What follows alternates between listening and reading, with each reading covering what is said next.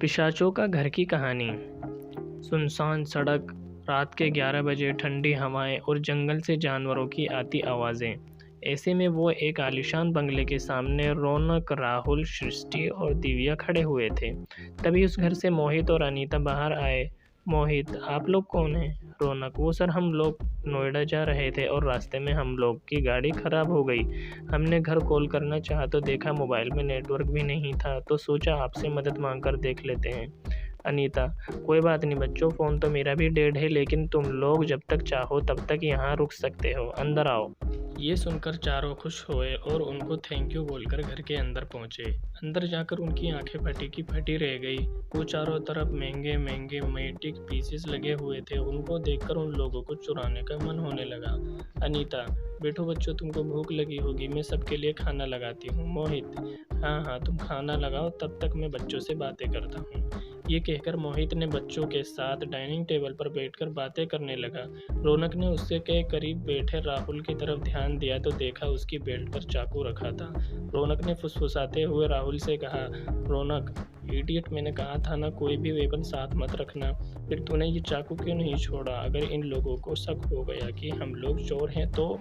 राहुल, तुझे पता है ना ये चांदी का चाकू मेरे लिए कितना लकी है। मैं इसे हमेशा अपने साथ रखता हूँ। इन बुढ़े और बुढ़िया को तो पता ही नहीं चलेगा। खाना तैयार है बच्चों। ये कहते हुए अनीता ने टेबल पर 2 थाली रखी और उन पर से ढक्कन हटाया। उनमें चिकन रखा हुआ था। क्यों बच्चों, खाना पसंद आया या नहीं? तभी दिव्या बोली, yes ma'am, thank you so much. Anita ने कहा, तो खाना शुरू करो।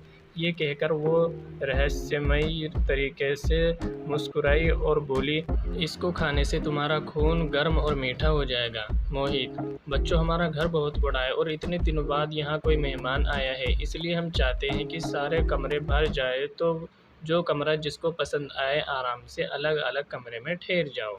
ये सुनकर चारों खुश हुए और उनको अलग अलग कमरे दे दिए गए। मैसेज मिलते ही सब 1 घंटे का इंतज़ार करने लगे। ठीक 1 घंटे बाद रौनक अपने कमरे से निकलकर मोहित और अनीता के कमरे की तरफ गया। हल्के से दरवाजे खोलकर अंदर देखा तो बेड पर मोहित अकेला सो रहा था। रौनक, ये तो और अच्छा हुआ कि ये दोनों अलग अलग सो रहे हैं। ये कहकर वो दबे पांव कमरे के अंदर दाखिल हुआ और चुपचाप अलमारी की तरफ जाकर उसे खोलने लगा। वो अलमारी खुल नहीं रही थी। उसे लगा कि वो लॉक है। फिर उसने देखा कि मोहित के तकिए के पास एक चाबी रखी हुई है। उसे लगा कि वो चाबी उस अलमारी की है। वो जैसे ही वो चाबी उठाया, मोहित ने उसका हाथ पकड़ लिया। रौनक डर गया। मोहित ने भयानक अंदाज में हंसते हुए जैसे ही अपनी आंखें खोली, रौनक के मुंह से चीख निकल पड़ी। मोहित की आंखें रंग बदलकर लाल हो चुकी थी और उसके 2 दांत भी बड़े हो गए थे। मोहित उठा और रौनक चिल्लाकर उससे दूर हो गया। मोहित हंसते हुए बोला, क्या हुआ मोहित, चोरी का इरादा कैंसिल कर दिया क्या? रौनक चिल्लाया और दरवाजे की तरफ भागा, लेकिन वो दरवाजे की तरफ पहुंचा इससे पहले ही मोहित ने पीछे से उसे पकड़ लिया और भयानक अंदाज में हंसा और बोला, आज इतने बाद ताज़ा खून पीने को मिलेगा। इतना कहते ही मोहित अपने तेज दांत रौनक के गर्दन पर लगाकर उसका खून चूसने लगा। कुछ ही मिनटों में उसने रौनक का सारा खून चूस लिया और कुछ देर तक छटपटाने के बाद रौनक ने दम तोड़ दिया।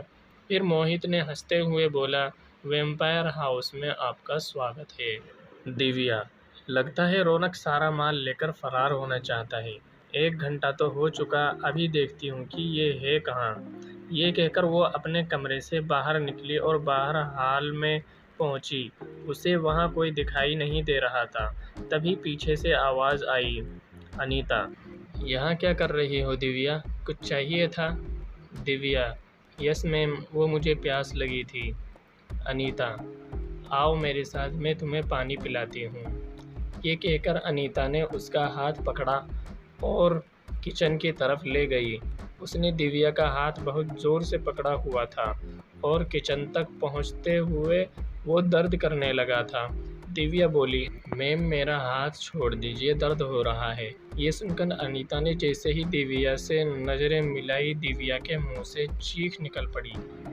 अब अनीता भी 50 बन चुकी थी और लाल आंखों से भयानक अंदाज से दिव्या की तरफ देख रही थी। उसके दांत भी खूंखार हो चुके थे। दिव्या का हाथ ऊपर उठाया और उसकी कलाई पर अपने दांत गड़ा दिए और खून चूसने लगी। दिव्या जोर से चिल्लाई और खुद को छुड़ाने की कोशिश की, लेकिन नाकाम रही। वो अधमरी सी हो चुकी थी और अनीता ने उसको जैसे ही छोड़ा, वो ज़मीन पर गिर पड़ी। एक दर्दनाक चीख के साथ दिव्या ने अपना दम तोड़ दिया और फिर अनीता ज़ोर-ज़ोर से हंसने लगी। राहुल अभी भी बेखबर अपने कमरे में बैठा हुआ था और वहाँ पर सृष्टि पहुँची। सृष्टि, ये दोनों का तो पता ही नहीं चल रहा है कि कहाँ हैं। 1 घंटे के बाद उठने को बोला था राहुल। मैं भी रौनक की ही कॉल का वेट कर रहा था। तभी मोहित और अनीता उसके कमरे में गई और बोली, कोई नहीं बचेगा। मोहित और अनीता को पिशाच के रूप में देखकर सृष्टि डर गई और भागकर राहुल के पास चली गई। सृष्टि और राहुल दोनों डर गए। फिर मोहित और अनीता ने उन पर हमला कर दिया। मोहित राहुल के ऊपर झपटा और उसे लेकर बेड पर जा गिरा। अभी वो उसके गर्दन पर दांत गड़ाने ही वाला था कि उसका हाथ तकिए के पास रखे राहुल के चाकू से टकरा गया। मोहित चिल्लाते हुए उससे दूर गया। राहुल समझ गया कि ये पिशाच है और पिशाच चांदी से दूर रहते हैं। राहुल ने झट से वो चाकू उठाया और मोहित की तरफ पॉइंट किया।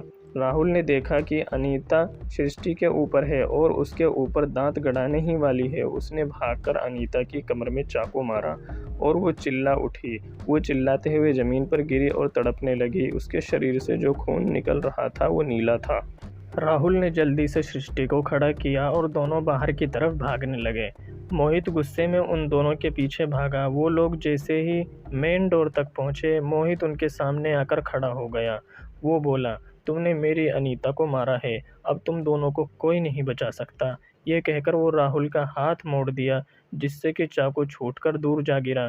फिर सृष्टि को धक्का देकर वो राहुल पर झपटा। उसने राहुल के मुंह पर नाखून मारकर उसको घायल कर दिया था और अब उसके गर्दन पर हमला करने ही वाला था। तभी सृष्टि ने जमीन पर गिरा चाकू उठाया और भागकर मोहित की गर्दन पर चला डाला। मोहित भयानक आवाज में चिल्लाया, जमीन पर ढेर हो गया। धीरे धीरे मोहित के शरीर से भी नीला नीला जहरीला खून निकला और वो भी खत्म हो गया। राहुल ने तुरंत सृष्टि का हाथ पकड़ा और बोला, चलो यहाँ से निकलते हैं। और फिर दोनों रात में ही आंखों में डर और दिल में खौफ लिए वहाँ से दूर भाग निकले और फिर दोनों ने कभी भी चोरी ना करने की कसम भी खाई। दोस्तों, वीडियो अच्छी लगी हो तो वीडियो को लाइक, शेयर और चैनल को सब्सक्राइब ज़रूर करें।